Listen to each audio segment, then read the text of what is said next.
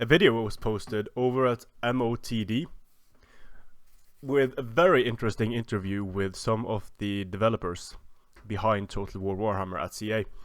And I thought I'd just give my thoughts on the main points. First things first, this is going to piss some of you off, but just hear me out and consider this. The factions you're looking at now will be the only playable factions in Total War Warhammer. That's right, 4 playable factions. You have the Human Empire with its many provinces, you have the Vampire Counts, you have the Orcs and Goblins, and you have the Dwarfs. It was also strongly hinted that Chaos has a presence, but they didn't want to say how. Probably Chaos is going to be sort of like an invading horde type of army that you will have to face at some point, Chaos being the ultimate threat facing the Empire. And all of this is happening in the Old World, which is a small part of the entire Warhammer world. Here you see the provinces of the Empire in red: Wissenland, Reichland, Averland, Stirland, Mutland, Talabekland, Middenheim, Nordland, Hochland, Ostland, Ostermark. And if you're going to set this as the stage for Total War Warhammer, then the Orcs and Goblins are going to be a natural enemy. The Vampire Counts are here in Sylvania, Castle Drakenhof, Haunted Hills in Sylvania. You have Eiserschatten, you have, let's see here, over here you have the Bloodkeep, you have Castle Drakenfels. It's sort of natural that the Vampire Counts are part of this, because this is their native land as well. And the same thing with the Orcs and Goblins. They will be coming here from the east here, and from the east and from the south probably through here. And the dwarves have their keeps over here in the mountains. Here you have the Blackfire Pass, the Battle of Blackfire Pass. It's the main road into the Empire for the Orcs and Goblins. And then we have Karak Varn, Sufbar, Karakadrim, the Slayer Keep, setting the stage for the dwarves to take the field as well. So dwarves, Vampire Counts, Empire, and Chaos.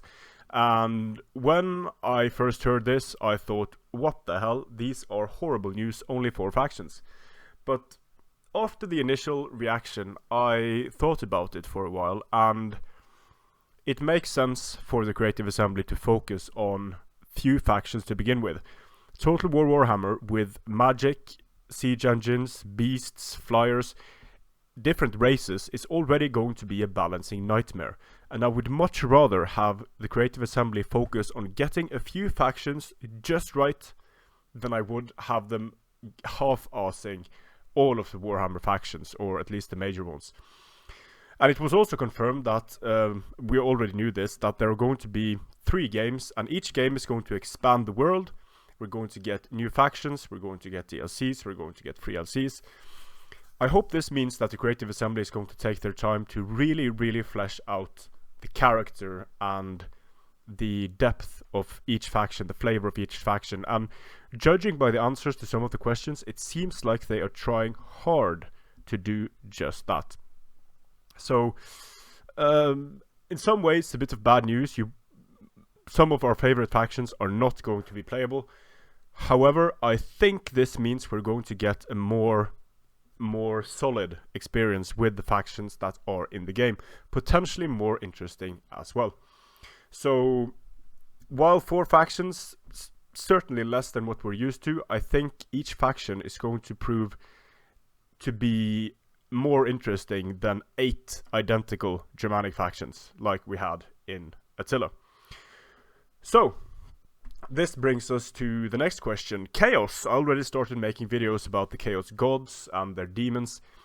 Is Chaos going to have a presence? And yes, they're not going to be playable. They're going to have a presence of some sort. The Creative Assembly didn't want to say how. I assume that it's going to be as an invading faction that you have to deal with at some point, and that you will be able to play as Chaos when the map increases in size further north. Because here, down here to the south, we have Bretonia. They would be a natural natural expansion. Another natural expansion would be further north here to Kislev and the Chaos factions. Then you could have the High Elves come in, the Dark Elves.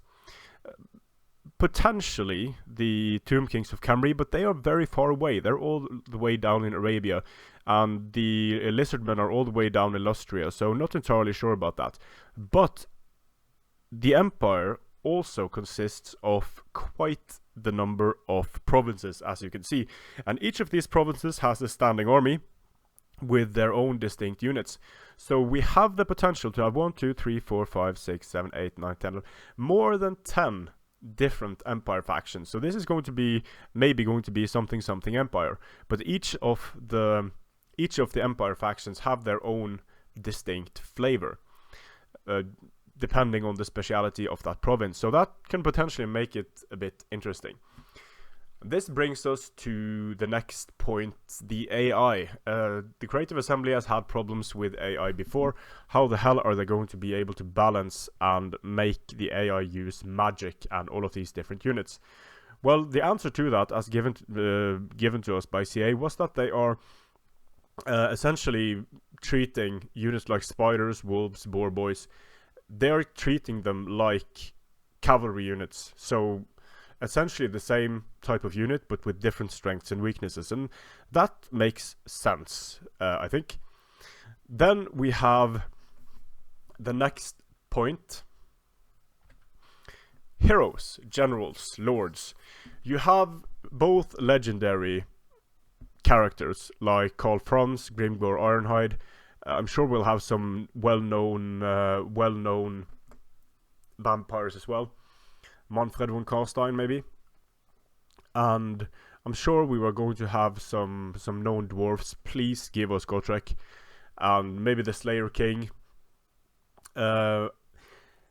These characters are not, and this is very important to me, they are not going to die of old age. In Rome 2, characters would die of old age in their 40s before reaching their full potential. That the progression is slower so that characters won't die of old age. I think that's a great choice. It will allow us to grow more attached to our generals, use them more careful in battle, and not just spam generals until you get one with traits you like. And going into a bit more detail about the generals are going to be able to unlock war gear, magical weapons, better beasts through quests on the battlefield and in the world. So certain battles are going to be unlocking certain things for them. So Galmaras and Deathclaw for Karl Franz in the Blackfire Pass and so on.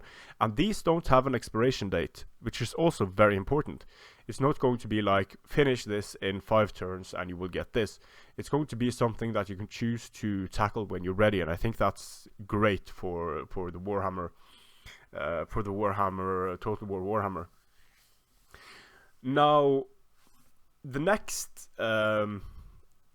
it sounded to me like you will be able to have multiple lords, heroes. You will need a lord in order to recruit an army, but it seems like that lord can have heroes in his army that can support the army, which is also cool. That brings us to the next point, magic. You have many spellcasters in Warhammer using different lores of magic, and different lores of magic do different things. You have purely offensive lores, you have lores of necromancy, allowing you to raise the dead to fight for you, to heal units. You have, for the orcs, you have the big war and the little war. You have different schools of chaos magic. You have runes for the dwarves. They don't use traditional magic. And the way magic is going to work is that there are going to be winds of magic, or a magic pool that has a certain cap. It builds up, and you can cast lesser spells, greater spells with different costs. So let's say that you want a small buff on a certain unit. You can probably cast that fairly early on. If you want to save up for something major like the Combat of Cassandora that we saw in the trailer, you might have to wait for longer. And it was said that the more spells you cast, the slower the recharge rate is going to be. So it looks like spells are going to have to be used strategically, and you're going to make a decision whether you're going to use smaller spells early on to give you an advantage, or if you're going to use the big sort of game ender spells, the Combat of Cassandora and others, that will enable you to kill a lot of enemy troops if you indeed hit, and if you don't hit your own men.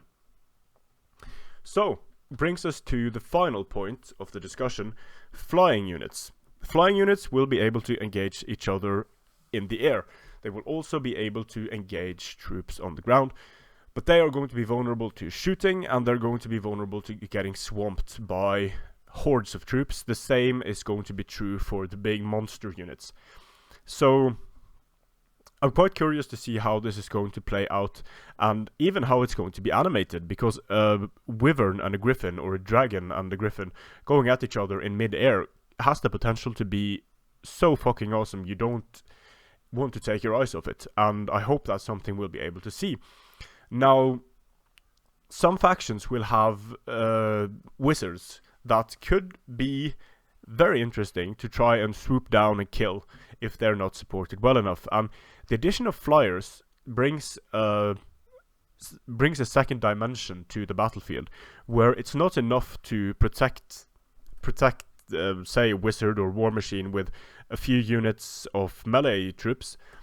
You might actually have to support those units with skirmishers, bringing your skirmishers further away from the main lines, or bringing your war machines and or wizards closer to the main lines, making it easier for other units to break through and get to them, or other ranged troops to get to them. So I'm really curious to see how this is going to play out. And to be honest, from what I've heard here, and from what the Creative Assembly has done with Total War Warhammer, they have so far done nothing but be open and forthcoming towards the community, which is something that cannot be said for before the release of Rome 2 and not before the release of Attila.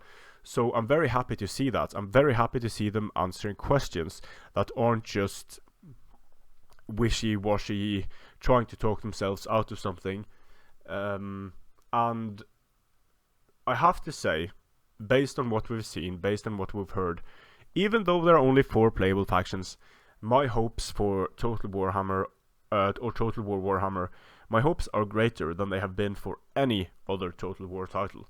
I am so excited to see how the Creative Assembly can bring this world to life. Now, the concerns I raised in my other video, 10 tips to the Creative Assembly to not make Total War Warhammer a mess, they still apply, but it seems like, and I hope this is the case, it seems like they have learned quite a bit from the releases of Rome and Attila. So here's to hoping they've done just that, and here's to hoping we get an amazing experience with the first installment of Total War Warhammer and the 4 factions: Empire, Vampire Counts, Orcs and Goblins, and the Dwarfs. So now I have to make a video about the Empire, the Vampire Counts, and the Dwarfs, which I look forward to. Strength and honor.